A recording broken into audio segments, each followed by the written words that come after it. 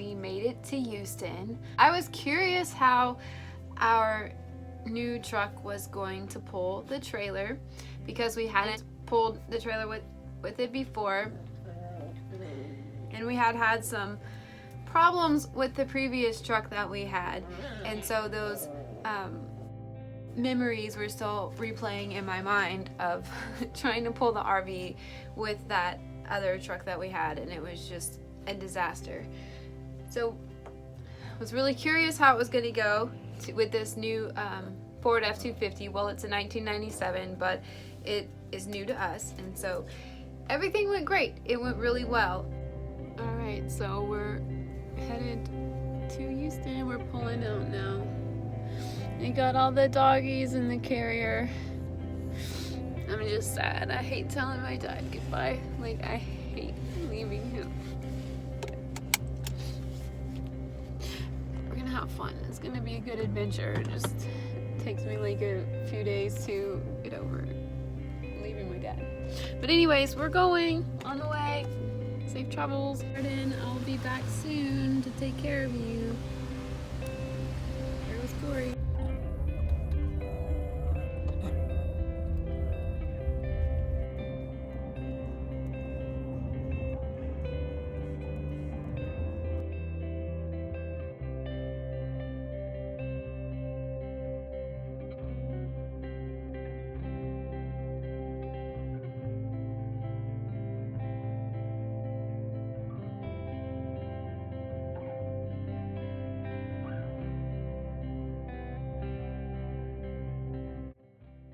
We made it to Houston with no incident. We did find a really beautiful RV park to go to. Sorry, my dogs are behind me. They're kind of pushing me around. Let's see. This is Samson. Samson. This is Dude. Like, dude, where's my dog? Not car. And come here, Boomer. This is Boomer. Yep. They're all males. And hey, come here, Noelle. She doesn't want to introduce herself right now. She's a little salty. There's Noelle. Noelle's been in a really bad mood like all day, so I don't know what's going on with her. Anyways, it has been already an extremely challenging adventure, and we've only been here for a couple of weeks. But first I'll show you. We made it to our beautiful RV park. Beautiful, beautiful park with all of these trees. It really is so pretty. Oh, it's such a pretty park. Made it to our site. Now we just need to get it unhooked, get it all set up, level it.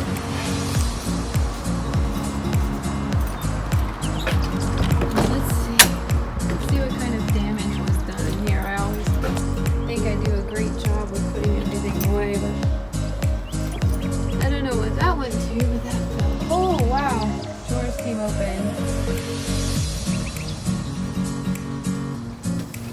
Some trash from the vent. Otherwise, it looks pretty good. No doors open or anything like that. That's good. Really good.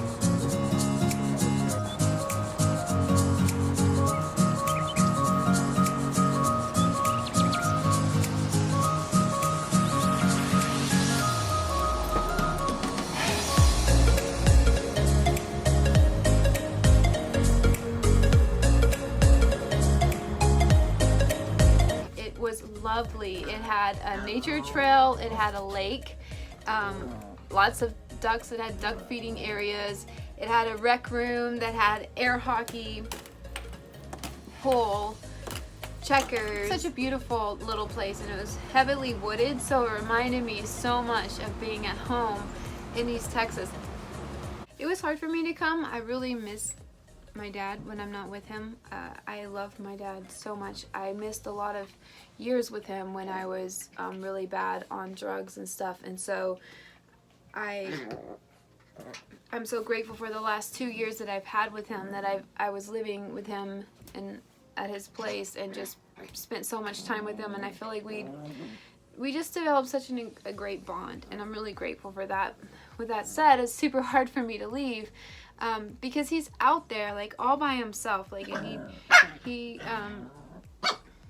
I mean, it's by choice. He moved, he likes to be alone, but at the same time, I mean, he really does get lonely. And I think he does better when I'm there, and we can do projects together out in the wood shop.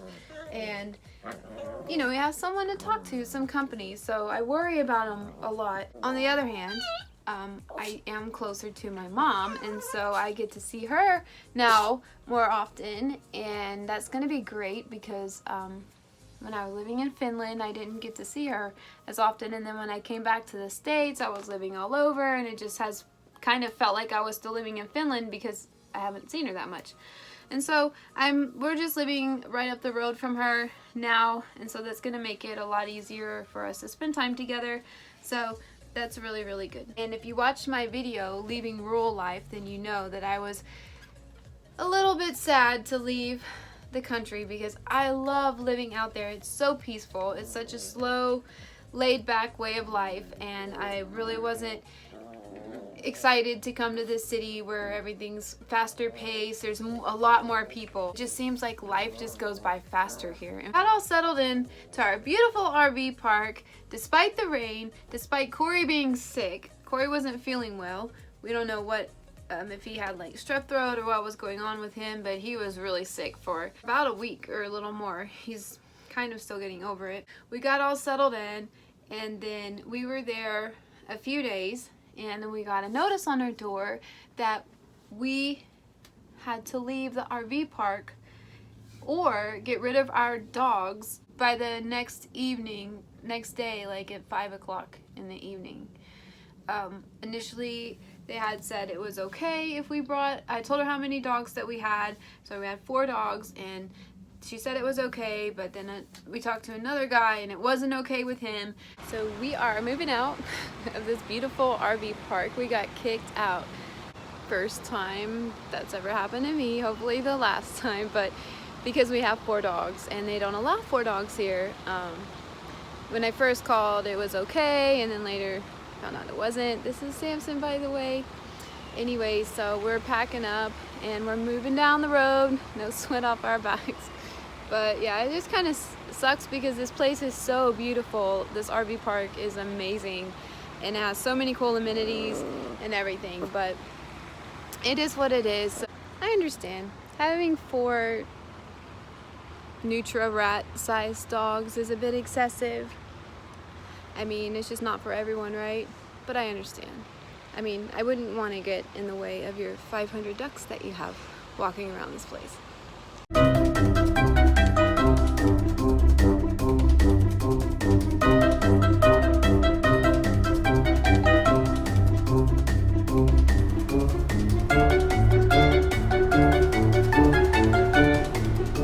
Also, it rained like the first week that we were here, and it just felt overwhelming because it wouldn't stop, and we were having leaks in the RV, and in fact one window, like the water was just coming in, like streaming in, and then the next night, like I noticed on a different window the same thing, and you know, we were not able to fix it when it's pouring down rain.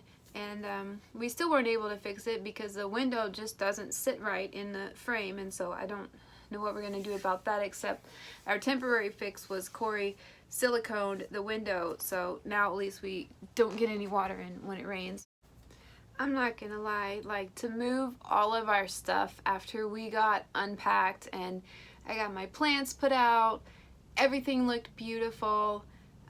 We were parked by this wooden deck, and so it was really nice to walk out of the RV onto the deck. We had our awning out and a hanging plant up there. Corey had put all the jacks up, and we got the RV level, and everything was hooked up. I mean, he was not even feeling good. It was just really beautiful there, and to have to just pack it all up and leave was a big hassle. And yeah, there was a lot of tension, and you know, both of us weren't very happy about it. Did find another RV park that we could get into despite because they didn't do background checks, and it was hard for us to find an RV park. That was one of the problems because of my background. Made some really bad decisions, and even though I'm a different person and my life is so much better and I don't associate with the way of life at all,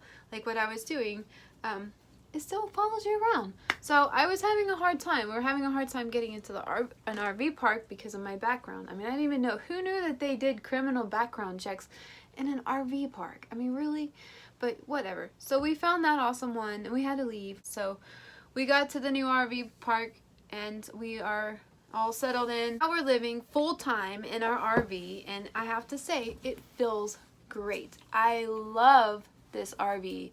I cannot wait to do some renovations. It does need a lot of work. There's a lot of leaks. The floors are soft in some areas. There's water damage.